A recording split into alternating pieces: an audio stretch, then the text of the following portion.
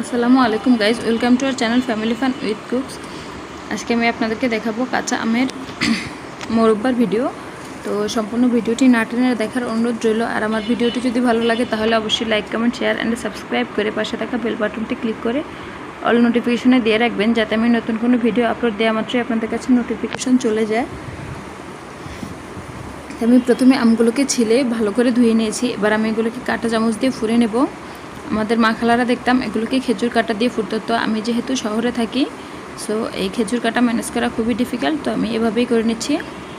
তবে আমার মোরব্বাটা খুব একটা ভালো হয়নি, এটা আমি আগেই বলছি। টেস্ট ঠিক আছে, বাট সমস্যা হয়েছিল এই আমের মোরব্বা করতে হয় একটু আঁশযুক্ত আম দিয়ে, তাহলে মোরব্বাটা একদম পারফেক্ট হয়।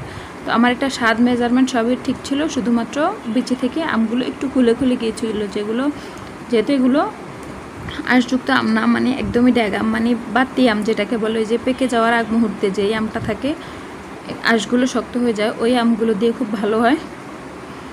তো এভাবে আমি সবগুলো আমকে ফুরিয়ে নিয়েছি। আমার সম্পূর্ণ ভিডিওটি না টেনে দেখার অনুরোধ রইল। আর আমার ভিডিওটি যদি ভালো লাগে তাহলে অবশ্যই like, comment, share and subscribe করে পাশে থাকা বেল বাটনটি ক্লিক করে অল নোটিফিকেশনে দিয়ে রাখবেন, যাতে আমি নতুন কোনো ভিডিও আপলোড দেওয়া মাত্র আপনাদের কাছে নোটিফিকেশন চলে যায়। আর কমেন্টে আপনাদের মূল্যবান মতামত বা প্রশ্ন জানাতে পারেন। তো আমি আমগুলোকে সবগুলো আম ফুরিয়ে নিয়েছি। আপনারা চাইলে এই পর্যায়ে ধুয়ে নিতে পারেন, মানে এটাকে কি বলে, মানে প্রায় 10 মিনিট করে ভিজিয়ে রেখে 2-3 বার ভিজিয়ে রেখে তারপরে ধুয়ে নিতে পারেন চিপে চিপে, এতে টকটা কমে যাবে। তবে আমার কাছে টক মিষ্টিটা ভালো লাগে, তাই আমি টক মিষ্টি করব। তো আমি এখানে 1.5 কাপ পরিমাণ চিনি দিয়েছি 2 কেজি আমের সাথে। আপনারা চাইলে 2 কাপ দিতে পারেন। আর আমি গরম মশলা দিয়ে দিয়েছি, আর দিয়েছি সামান্য লবণ, যেহেতু টক জিনিস একটু লবণ দিলে টেস্টটা ভালো আসবে। এবার এটাকে আমি চুলায় দিয়ে দেবো, দিয়ে চুলার আঁচটা একদম লো করে দেব। দেখুন এই পর্যায়ে প্রথম থেকেই লো রাখার ট্রাই করবেন, আর একটু পরপর নেড়ে চেড়ে দেবেন যাতে পুড়ে না যায়।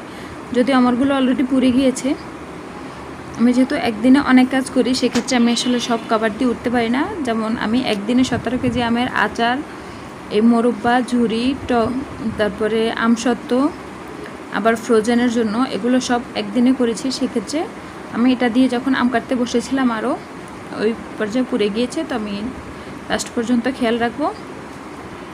আমটা পুড়ে গেলে একটু লালচে লালচে দেখা যায় বা একটা পোড়া স্মেল আসে, ভালো লাগে না। তো এই হচ্ছে আমার আমার মোরব্বার ফাইনাল লুক। তো যখন ঝোলটা একদম টেনে যাবে ওই পর্যায়ে আমি এটাকে নামিয়ে নেব। ফ্রিজে রেখে 1 বছর খাওয়া যাবে।